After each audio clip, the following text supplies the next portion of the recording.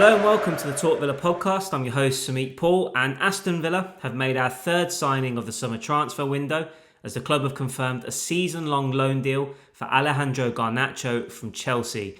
Now, speculation suggests that there is a conditional obligation to buy clause included in the agreement between the two clubs, and on top of that, it's also been reported that the criteria is quite easy to meet, and so the expectation at least is that we will sign Garnacho outright next summer. For now, he is our player on loan for the upcoming season, and he of course becomes our third signing of the summer following the arrivals of Johan Mazambi and Joao Gomes.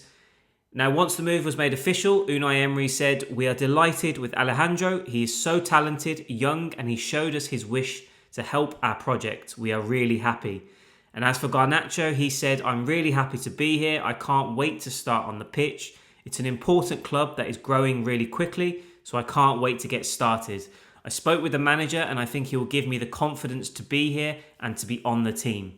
He also added on Villa Park that it is one of my favourite stadiums in the league and now it will be my home.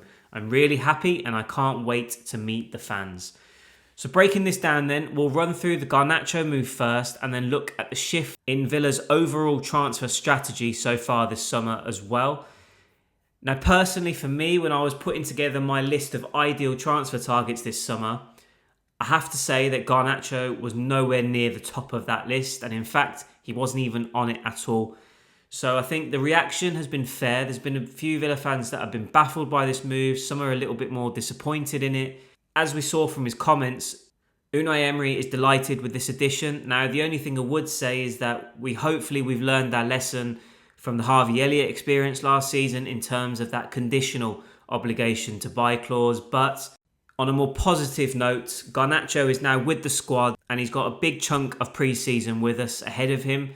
We'll hopefully see him repay that faith and the belief shown in him by Emery and the Villa hierarchy, and he certainly has a pivotal role to play for us moving forward. Now, the big question with this one is this going to turn out to be a smart signing or is it a risky gamble? Now, having had no real reason to sort of follow his career in depth to this point, I've engaged in a research mission to find out a bit more about him. And unfortunately, I don't feel as though there's been that many positive comments. In fact, I quite literally asked a Chelsea supporting friend of mine for any positives he could give me on Garnacho. And his response was simply no, nothing. So that said, though, we've seen firsthand how Garnacho can be a decisive presence on the pitch. He's enjoyed some of his better Premier League performances against us. There was one that stood out with United when they had a comeback win over us at Old Trafford. And then, of course, with Chelsea at Villa Park last season. So there is a player there with talent and potential. Now, Chelsea fans may not have seen it last season, but when you look back to his time at Old Trafford, there was definitely a buzz about him when he first broke through. 26 goals and 22 assists in 144 appearances at senior level is a pretty modest return. But he showed enough to suggest that in the right setting, and particularly now, more prominently at this stage of his career, he can deliver. So it's a fresh start for him. He's going to get the full backing and the belief of Emery. And as I say, Emery's made no secret of his happiness in bringing this one home. He'll have a stable environment at Villa, which is crucial. There's a group of senior players that will no doubt keep his feet on the ground and guide him in this next chapter of his career. He's got his compatriot Emiliano Martinez, he's got his former teammate Victor Lindelof, and there's Villa stalwarts such as John McGinn and Tyrone Mings. And I think that group is also going to be integral to keeping him humble and also helping him and our other new signings settle and adapt to the demands that Emery has. From that point onwards, though, it's going to be all on Garnacho. This, for him as well, is a big, big opportunity to showcase his qualities, fulfill his potential. And while I was admittedly wary and pessimistic when the rumours started over this move, I think one big thing for me has been the negativity has been insane around this move. There's been so much stick coming Garnacho's way, and I almost feel compelled now to rally around him and back him to deliver. And I hope that that's going to be the sort of general consensus amongst the Villa fans now, that we get behind him, help him build that confidence back up in himself. And we may just stumble upon a really, really good player. He's got the technical ability, the acceleration and the creativity There's certainly a role for him to play in this team, because I think the way that we are now shaping up in terms of the system and the style of play, we will continue to lean on attacking players who are capable of breaking at pace, exploiting space further up the pitch, and being that link between Kamara, Gomes and other attacking players. I think Garnacho, if he can find those pockets of space in the final third on the counter-attack, I think he can be devastating for us. But it's all about staying fit, building that confidence back up and just finding his best form, and then we might be able to see him make a massive impact this season. And I think also on top of that, he can add balance with his preference playing on the left flank.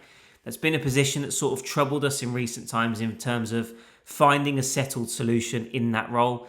Now, I will admit that the jury is definitely still out on him. I think he spoke brilliantly in his first interview, as I went through his quotes earlier.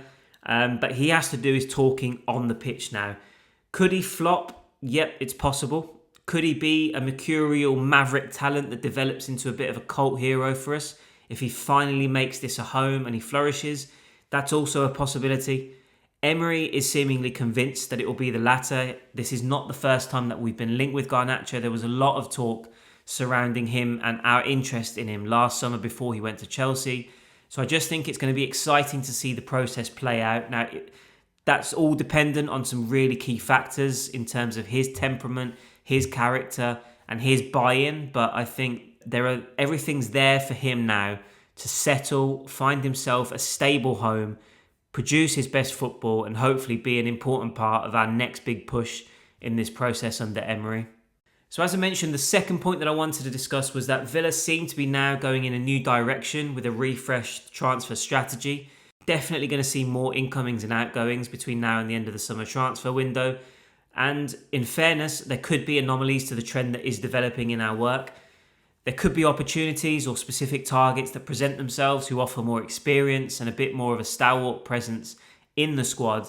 And time will tell if we do go down that route and dip into that particular pool of players. We've seen Emery do it before, most notably in more recent times, Victor Lindelof. So there's definitely a chance that we'll see more experienced, older players join the squad. Obviously, we've been linked with Joao Palhinha. Pervis Estupiñán is quite experienced at 28 now as well. So we may have a balance there in terms of who we bring in. But Johan Mazambi, Joao Gomes, Garnacho, and even if we go back further to the January transfer window just gone, Brian Maggio and Alisson, there appears to be a shift in our approach in the transfer market now. There's no point denying it, and you can't have this conversation without considering the financial aspect of this all. That has obviously been a major motivation for Villa in terms of balancing our books, reducing the wage bill and complying with UEFA regulations as part of our settlement agreement with the governing body. But I do feel as though there's a conscious effort now to go in a different direction since Roberto Alabe was appointed our President of Football Operations. And that's leading to a more youthful Villa being constructed. The 5 names that I mentioned there are all 25 years of age or under. And what I would say, Garnacho is obviously more of a flair player. He doesn't really fit that mould, but it does look as though we're trying to become more physical, more agile, youthful and robust. So I think there's a definite trend and a clear direction in terms of what we're doing in the transfer market now. I would sort of warn against leaning too far that way. I think if you have a lack of experience and a fundamental balance that's required in successful squads, then we can kind of get away from what got us success in the last couple of seasons. So I think there's definitely a balance to keep there. But I think it's a fascinating period in the evolution of Emery's Villa. It definitely seems as though he wants to change the way that we play and the profile of players that we're bringing in. So it's going to be a riveting watch to see how it all impacts our way of playing this season and beyond. And Garnacho is going to be, hopefully, a very important part of that evolution.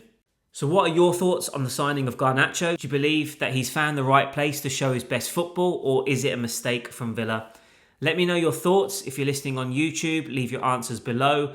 For those listening to the pod via Apple Podcasts, Spotify or other means, please head over to talkvilla.substack.com and get involved in the conversation over there. So that's a wrap on this episode of the Talk Villa podcast. As always, I always want to say a big thank you for taking the time to listen. Please do subscribe to the pod or channel depending on where you're listening. It's available on Apple Podcasts, Spotify or YouTube or wherever else you get your podcast from. Give the episode a like or leave a positive review if you've enjoyed it, please, as I continue to try and grow the channel. It all really helps. And there will be plenty more content over the summer. We've got Porto coming up next, but there'll be reaction from me to every single pre-season game this summer, as well as any more transfer speculation and confirmed moves moving forward.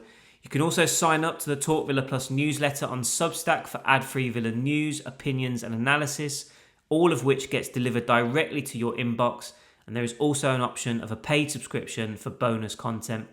All the details will be in the description of this podcast, but for more, please go to talkvilla.substack.com and subscribe over there.